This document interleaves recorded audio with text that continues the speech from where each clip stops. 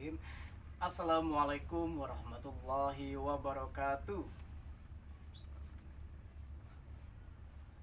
Alhamdulillahirabbil alamin wassalatu wassalamu ala asrafil anbiya'i wal mursalin sayyidina wa maulana Muhammadin wa ala alihi washabihi ajmain.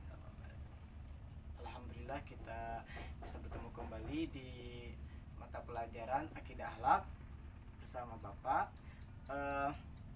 Semoga kita senantiasa diberi keberkahan serta kesehatan oleh Allah Subhanahu wa taala. Amin amin ya rabbal alamin. Baik, sebelum pembelajaran dimulai, maka hendaklah kita terlebih dahulu untuk berdoa ya. Anak-anak silakan kita berdoa. Berdoa dimulai.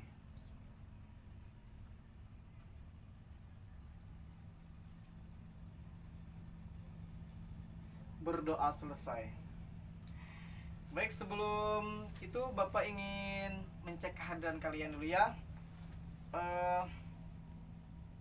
Ada yang tidak hadir? Oh iya, alhamdulillah lengkap ya. Baik, karena kalian lengkap, langsung saja pembelajaran akan Bapak mulai. Nah, sebelum itu Bapak ingin menampilkan gambar. Nah, di sini Bapak ingin menampilkan gambar. Kalian lihat dan perhatikan dua gambar ini. Sudah? Ya. Jadi ini gambar apa? Benar. Nah, ini adalah salah satu gambar tata surya dan ya gunung atau pemandangan alam. Nah, jadi kalian percaya bahwa ini adalah ciptaan oleh Allah Subhanahu wa taala? Ya, benar. Ini adalah salah satu ciptaan Allah Subhanahu wa taala. Dengan adanya diciptakan tata surya, keindahan alam, bahwa Allah itu bersifat ada. Nah, jadi dengan adanya Tuhan yang menciptakan kebesarannya, dan kita beranggapan bahwa Allah itu ada. Baik anak-anak, jadi pembelajaran kita pada hari ini, Bapak ingin menjelaskan tentang pengertian akidah Islam, yang mana makna akidah Islam secara bahasa berasal dari kata aqada yaqidu aqidatan. Nah, yang berarti ikatan atau ya perjanjian. Baik, adapun para ulama memberi pengertian tentang akidah sebagai berikut: ma aqada alaihil qalabu wad dhamir. Ya, artinya sesuatu yang terikat kepadanya hati dan hati nurani. Nah, adapun juga di dalam Al-Qur'an kata akidah sering disebutkan. Contoh misalkan pada surah Al-Maidah ayat 1. A'udzubillahi minasyaitonirrajim. Bismillahirrahmanirrahim. Ya ayyuhallazina amanu aufu bil uqud. Ya, artinya wahai orang-orang yang beriman, penuhilah akad-akad itu. Nah, adapun yang dimaksud akidah adalah janji atau keyakinan kepada Allah Subhanahu wa taala.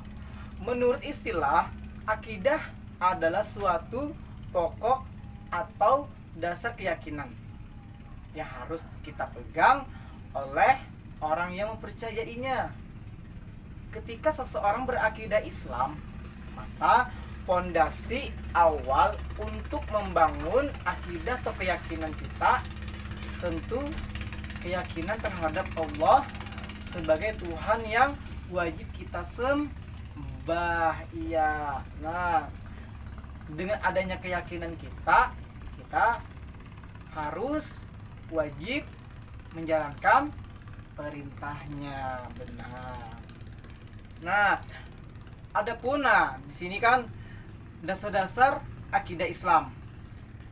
Apa? Ayo. Nah, benar. Jadi dasar-dasar akidah Islam yaitu Al-Qur'an dan Al-Hadis, benar. Yang mana Al-Qur'an adalah firman Allah Subhanahu wa taala yang diwahyukan oleh siapa? Nabi Muhammad SAW dengan perantara malaikat Jibril. Nah, dan juga dengan adanya melalui Al-Qur'an inilah Allah Subhanahu wa taala menuangkan firman-firman-Nya berkenaan dengan konsep akidah yang benar. Lalu harus kita yakini dan dijalani secara mutlak.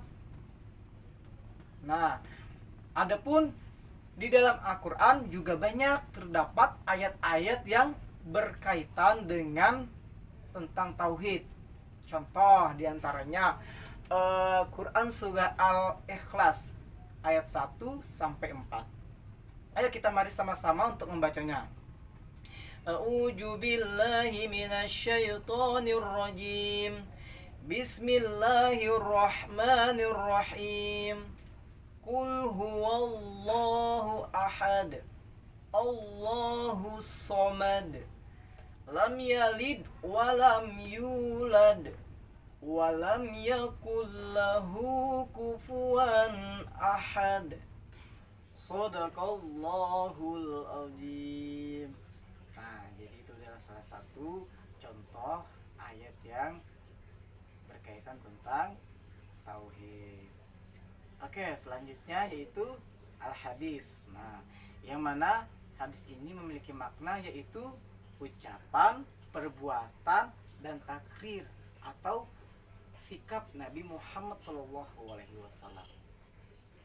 Yang mana Islam telah menegaskan bahwa hadis adalah menjadi hukum Islam yang kedua, yaitu setelah Al-Qur'an. Nah, lalu ada beberapa alasan mengapa hadis ini dijadikan dasar hukum kedua setelah Al-Qur'an. Ayo apa? Nah, baik. Jadi alasannya yang pertama, karena semua yang disandarkan kepada Nabi SAW adalah wahyu dari Allah, bukan sekedar memperturutkan hawa nafsu saja. Lalu sebagaimana dalam firman Allah Subhanahu wa taala yang artinya, dan tidaklah yang diucapkannya itu menurut kemauan hawa nafsunya. Yang mana ucapannya itu tiada lain hanyalah wahyu yang diwahyukan kepadanya.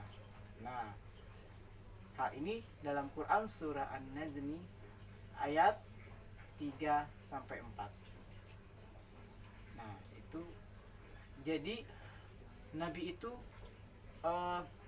bukan hanya sekedar untuk nafsunya aja, tetapi itu memang dari wahyu dari Allah Subhanahu wa taala. Lalu alasan yang kedua yaitu Allah Subhanahu wa taala telah memberi petunjuk kepada manusia agar mengikuti kebenaran yang disampaikan Rasulullah. Nah, sebagaimana dalam Quran surah Al-Hasyr ayat 7. Yang artinya, apa yang diberikan Rasul kepadamu, maka terimalah dia. Dan apa yang dilarangnya, tentu bagimu, maka tinggalkanlah. Jadi apa yang diberikan Rasulullah kepada kita, maka terimalah. Dan jika itu dilarang, maka tinggalkanlah. Nah, jadi itu alasannya. Terus yang ketiga, banyak hadis yang menjelaskan maksud beberapa ayat Al-Qur'an yang masih bersifat global. Nah, jadi di sini fungsi hadis untuk memperjelas isi-isi Al-Qur'an tersebut. Nah, seperti contoh sebagaimana dalam firman Allah dalam Quran surah An-Nisa ayat 36. Yang artinya, dan sembahlah Allah dan janganlah kamu mempersekutukannya dengan sesuatu apapun. Nah, di sini kan kita tidak begitu jelas mempersekutukannya. Lalu ada hadis. Nah, disinilah fungsi hadis untuk memperjelaskan ayat tersebut. Nah, jadi itu adalah salah satu alasan mengapa hadis ini dijadikan sebagai sumber dasar hukum kedua, yaitu setelah Al-Quran. Baik anak-anak, udah mengerti? Baik, alhamdulillah ya sudah mengerti. Mungkin ada yang ditanyakan.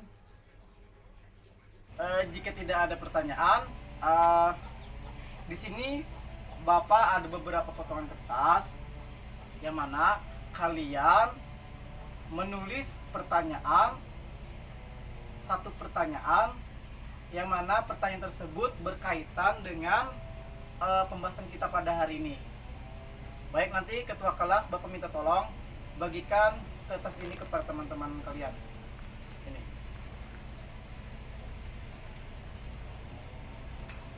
Ya.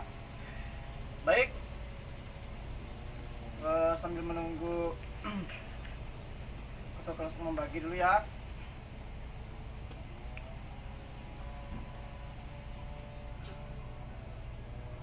Sudah selesai? Ya, baik.